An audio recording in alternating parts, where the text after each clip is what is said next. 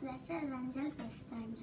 Les lluites veïnals han marcat els carrers i les places del districte de 9 barris. Un bon exemple és la plaça d'Àngel Pestanya, un espai públic que ha esdevingut al cor de la vida social del barri de la Prosperitat. Però abans que aquesta plaça fos un espai emblemàtic del districte, era un descampat degradat, conegut amb el nom del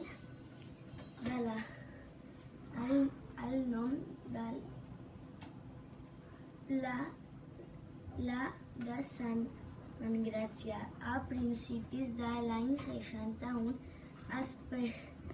empresari va deixar a mitges la construcció d'uns habitatges entre els carrers de Casanova i Sant Francesc Xavier, uns pisos que havien venut a 2 o 3 compradors simultàniament.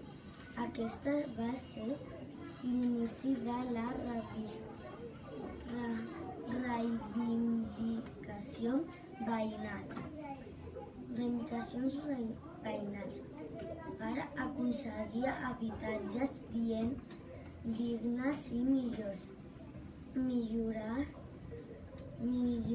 millores en aquest espai castigat per un urbanisme caòtic i basat en l'especulació.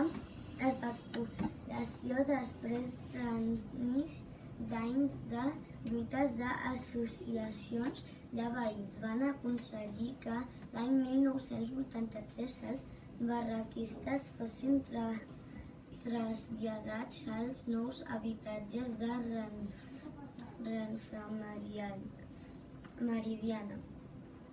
El constructor va ser condemnat per als pisos que queden a mig fer i alguns dels veïns optats a ocupar-los. Algunes famílies van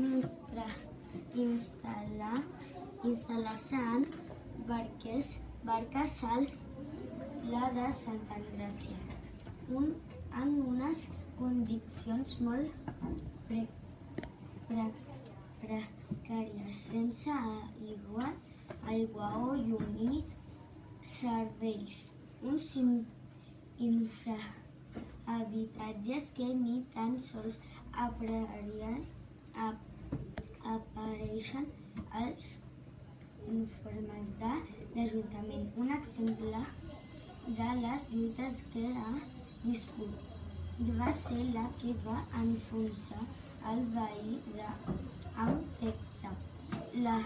L'empresa volia posar un transformador en un forat on actualment s'obria el casal de Barni. Però els veïns van fer una protesta i van enviar-ho amb arrossegar cotxes abandonats per als solars, també per demanar que es traïssin els vehicles del barri. La inauguració del casal del barri de la Prosperitat l'any 1988 va permetre que el que havia sigut un espai degradat amb un temps faci la funció de plaça major del barri de la Prosperitat. És l'escenari d'assemblees, mobilitzacions, per també de nombrosos actes culturals i festius. El més curiós és el Prosperband, que verteix els estius de plaça en una platja. L'any 1986 es va inaugurar la plaça que va dur el nom d'Àngel Pestanya en record d'aquest important excursionista del segle XX. Lluís i la marca de manteniment va obligar a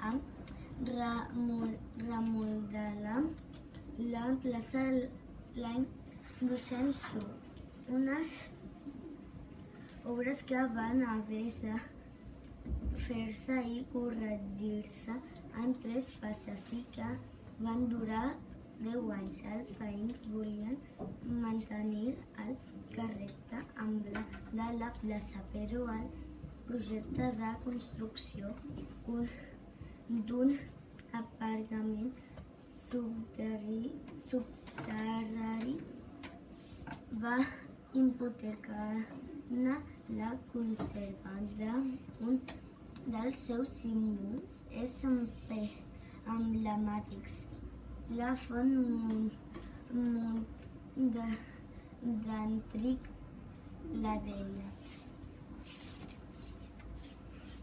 Ja està.